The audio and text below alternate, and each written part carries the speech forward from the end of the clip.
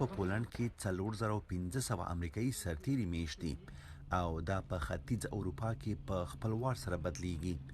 د ورسا او واشنگټن ترمنځ د نوي تړون له مخې به د عسکرو لیږل او ځای پر ځای کول دایمي شي. نور زر تنه امریکایي عسکر به هم هلته ورزیات شي. د امریکایي ځواکونو د وی قلو اردو ځواکونه له جرمني څخه پولند کې میشت کیږي.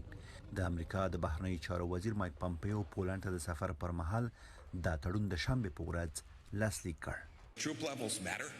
د ټانک د یو پخواني افسر په توګه زه پوهیږم چې د سرتیرو د شمیر مسأله مهمه ده چې چیرته اوسي.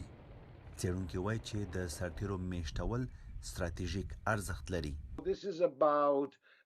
دا د مخنیوي په اړه دي، د روسیې د مخنیوي او غواړي د ناټو ټولو متحدینو ته ور یاد کړي چې ټول دغه شان امنیتي تضمین مستحق دي. پولند وایي چې دا تړون به د روسیې لخوا تهدید په وړاندې مرسته وکړي.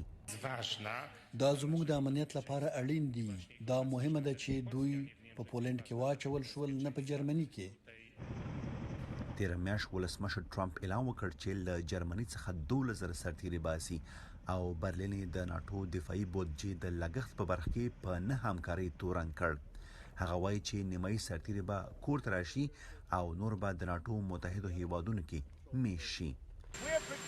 مونږ جرمني خوندي ساتو، نو مونږ د سرتیرو شمیر کموو ځکه هغوی خپل لګښت نه ورکوي.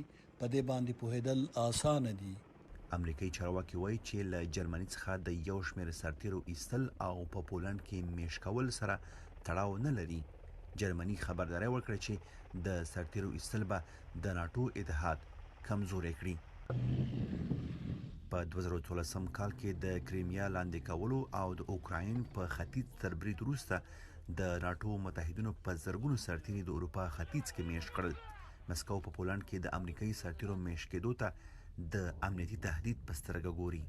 وحید الله فیضي، امریکا غشنا تلویزیون، واشنگټن.